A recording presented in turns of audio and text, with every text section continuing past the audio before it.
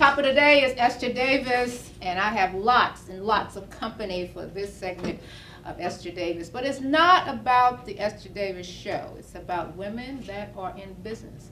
They're growing in numbers all over the country. They're growing in numbers drastically all over the world. And we wanted to start talking about what's on their minds. So please, I want you to welcome my very, very special guest. And I am going to have them to introduce themselves. They're 600 Pearls because they're the networking entity. And they're the people that have been in business. And we counted up all of the years that they have been in business, and it numbers a little over 200. So welcome my very special guest, and I will start on the very end with Miss Barbara Mason. How are you? I'm fine, thank you, Esther. My name is Barbara Mason, and I'm the owner of Sound Integrity, Dragonfly Studio Creations, and my most recent business is In Due Season. In Due Season offers a photo greeting card with a sound chip inside that records your baby's heartbeat from the womb. I just brought a sample with me to show you ladies. This is the card. It's custom with my artwork, and inside is a pre-recorded message that a woman can share with her family and friends. And this is a keepsake so that we can appreciate life and we can cherish throughout the families. Thank you. Miss Barbara Mason. That is great. We're going to applaud too because we have an audience here. So Miss Stephanie Ward. Hello. Hello. I'm Stephanie Ward with Redline Media. I do internet marketing and public relations with an emphasis on social media. Stephanie Ward. Hey, Yeah. great. Thank you. I can definitely introduce our next guest. We started with a spokesmodel contest, and she's the winner of the 2009 spokesmodel contest. Please welcome Miss LaKenya Moss. I'm LaKenya Moss, and yes, I am the winner of Miss Esther Davis Spokesmodel of the Year Award Show for 2009. So look for this face. Also, I am writing a book, and the book is called In the Voice of Hope, and it's to bring awareness to sexual abuse in the home.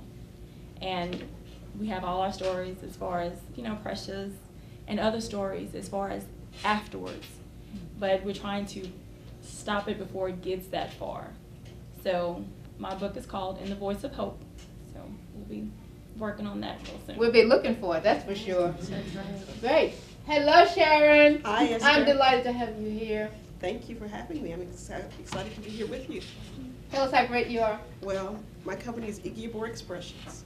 We do public relations, media relations, strategic planning, and we're adding business consulting and business modeling. Now, how long have you been in business? 16 years. 16 years. Cassandra Armstrong cooks for everybody all over the state of Texas. How are you, Chef? I'm just fabulous. Thanks for asking. Thank you. I am Cassandra G. Armstrong, and I'm CEO and President of Chef Cassandra's Culinary Concepts. We are a total culinary concept service provider where we specialize in catering and providing you service in the personal chef area in addition to consulting for your better health. We also like to encourage people to eat hard, smart, and healthy. Right. So that's why I enjoy cooking for Lottie Dottie and everybody. And Lottie Dottie and everybody. All right, let's give our Benitez. Hello. Hi, Esther. I can't believe you're here. Hi, Esther. I'm so happy to be here. Tell us what you're doing. Show. I've been in business for a number of years and actually came out of business. I am now the founder of a humanitarian program called Global Slavery Remembrance Day for the abolition of the slave trade. And currently I am working on awareness on global slavery around the world. All right. Yes. We are a global society. We do know that the world is changing. How did we get started? Well, it's all Stephanie's fault. Stephanie went to a panel meeting that was designed for women and how women can increase their presence. We're starting businesses, but how do we make money? How do we work together? So, Stephanie, you want to start us right here with how do we work together? And tell us, please, about the conference that you went to. I can't remember the exact name of the conference, but it was something like Women Working Together, and it was at SMU a couple of months ago.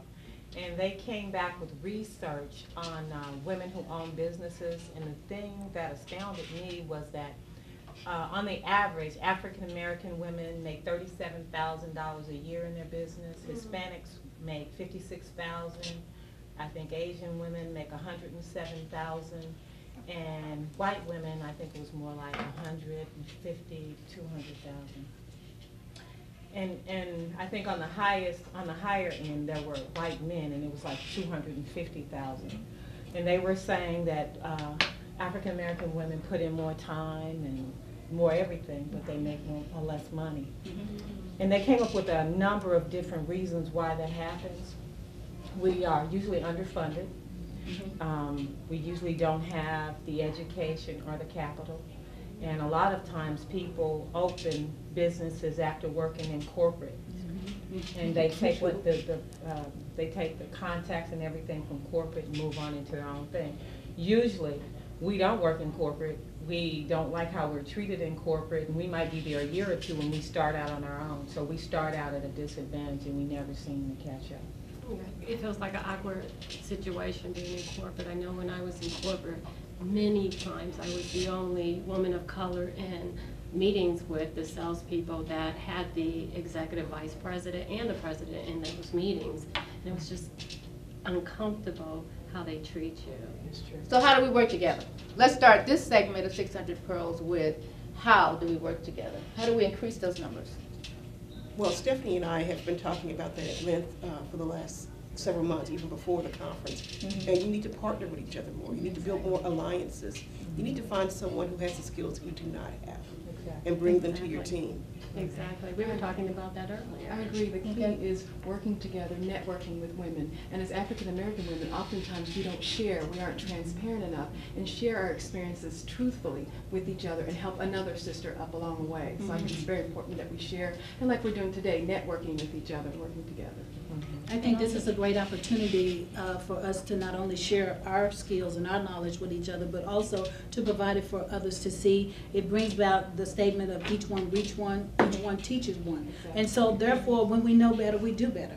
And I think having an opportunity to show the downfalls, the pitfalls that we've gone through, we've lived through, we've survived with our 200 hours or 200 years of experience among us, that really does help to bring up the next generation to be a much more powerful generation. And it helps all of the young people that are out there thinking about having businesses. I don't think all of our young people need to go to work for anybody. Absolutely. Because we have young people that could come out of college and run Free enterprise. and run businesses completely. Successfully. Well, Esther, my son has done that. He graduated college in 2007 and opened a barbershop and salon in 2008. Hold that thought. We're going to take a little bit of a break, and we're talking to women about how do we increase the bottom line, how do we work together. We're talking to African American women that are already in business. I'm going to take a break. I'll be right back. Don't go away.